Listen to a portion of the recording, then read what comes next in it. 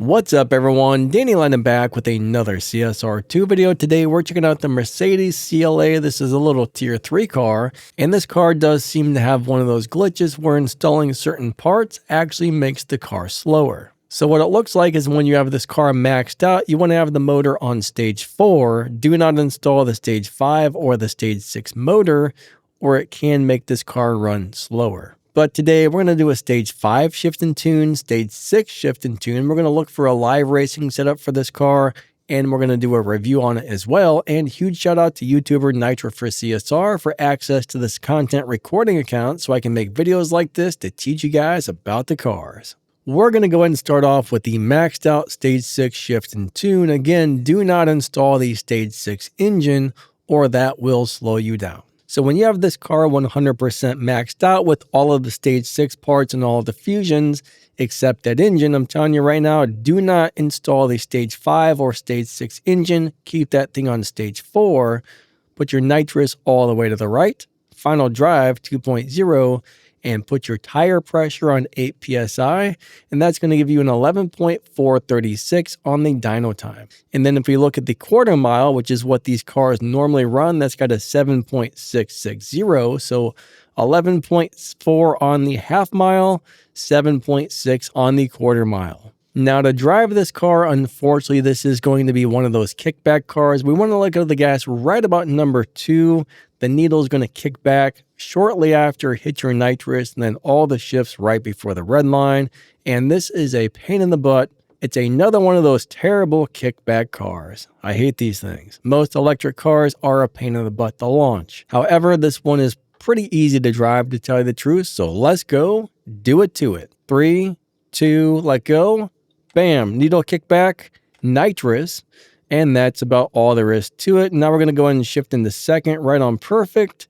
And we don't need to shift into third. I mean, that's about as easy as it gets.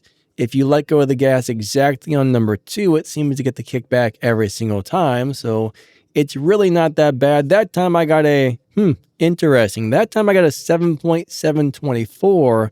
The last run I got a 7.587, and I think what the difference is the time that I hit the nitro. I hit the nitrous a little bit later that time, so you got to play around with what RPMs you hit the nitrous on. I think you want to hit the nitrous right around 35-ish miles per hour, so let's try that. Let's try it right around 35 miles per hour. 3, 2, let go. Nitrous right about there. And this will probably run a faster time. So there's our shift in the second gear. I mean, you only have to shift the car one time. That definitely makes things very easy. Let me guess, we got a better time this time, right? Let's find out. Let's find out. There we got a 7.612, which is not bad. Still not as good as that one run, but pretty darn good nonetheless.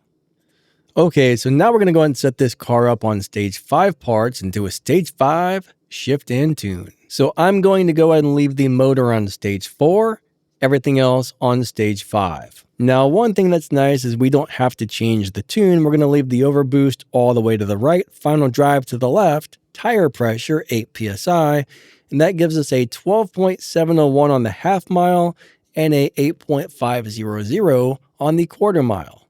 Now, a lot of the older cars, as you change parts around, it would change the tunes drastically, but a lot of the newer cars, you don't really have to change the tune too much, which is nice. And we are going to drive the car the exact same way. Let go of the gas right about number 2. The needle kicks back right around, 3,000-ish RPMs or something similar. That's when you want to hit your nitrous. All the rest of the shifts right before the red line. And I think we only have to shift one time on this as well. So let's go do it to it. Here we go. Here we go. 3, 2, let go. All right, kick back. Here we're going to hit our nitrous right about there. It'll probably be at a slightly different miles per hour since we adjusted the tune. There was our second gear. We did have to shift into second. And that time we ran a, what did we get? What did we get? Hurry up game, load on in. There we got an 8.449. Last run was 8.446. So it is beating the dyno by a teeny little incy beansy amount that, well, it's not much of a dyno beater, but yeah. All right, so if we set this car up on low upgrades, it does have a low performance point high evo setup, which will be good for beating the dyno and for winning live races with this thing, which is not bad. We got plus 972 evo points, 469 of the performance points. I mean, for a tier 3 car, those numbers are pretty good. So if we fit everything back to stock except for these 4 parts, we got overboost on 3, body on 5, tires on 3, transmission on 5. That's going to give us a really good low performance point, high EVO, low upgrade setup. Put your nitrous to the right, put your final drive to 5.0, and put your tires to 8 PSI. I mean, that's overboost, not nitrous. I just have a habit of saying nitrous because most of the cars have nitrous, not overboost.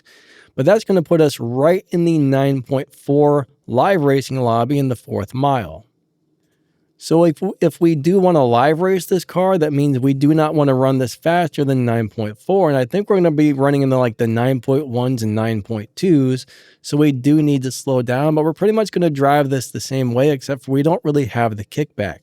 We just want to let go of the gas right around number 2, nitrous on 2nd, and, all good shifts. So here we go.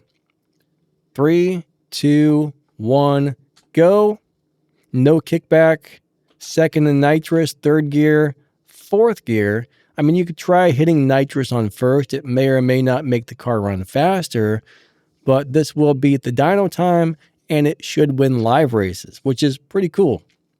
So this is not a bad little car. There we got a 9.154, and we are beating the dyno by a few tenths of a second. So if you need to make this car beat the dyno time for some reason, or you want to live race this car, you do want to slow down, downshift a couple times before crossing the finish line to try and get yourself in that 9.4 lobby, because we're set up to run 9.4s.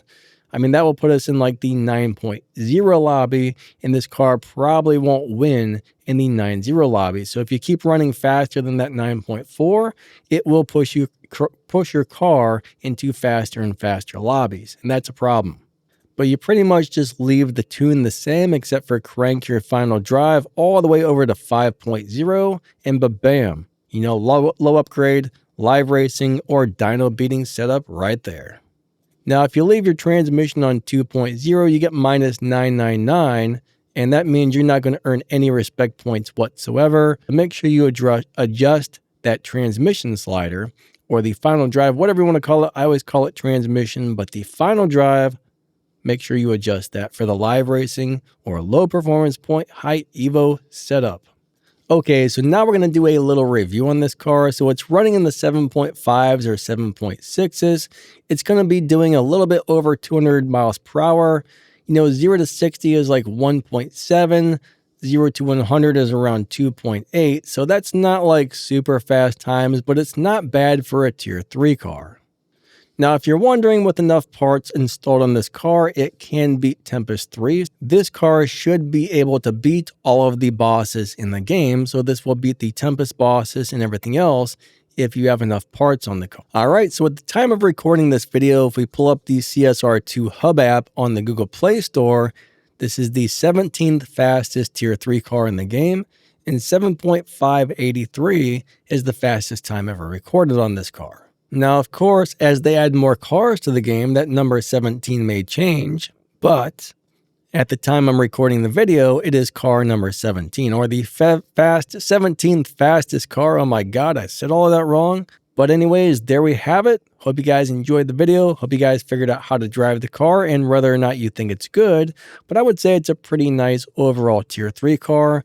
If you don't already have a good tier 3 car, this one is definitely worth upgrading. I mean, tier 3 is one of those deals where most people, we only drive tier 3 stuff if we have to. Once you get up into tier 4 and tier 5, you're not really going to be messing with tier 3 anymore, or at least most of us don't. I mean, there may be some people who do, but most of us don't. So yeah, if you do pull this out of a crate or something and you need a tier 3 car for beating the bosses or live racing or anything like that, hey, this is a pretty good choice. All right, there we go. Huge shout out to my channel members. Thank you so much for the extra support. It really helps this channel keep running and bringing you videos just like this. If you check out the pinned comment or the video's description, you'll see my affiliate links where you can get some really amazing stuff from lighting, cameras, microphones, stuff for your kitchen, stuff to make your room look cool, and all kinds of amazing stuff. And if you enjoyed this video, maybe watch one of these other videos that are just about to pop up on the screen here in just a second. Thank you so much for watching. You guys and gals are amazing. Lightning out, have a wonderful day, and we will catch you next time. See ya.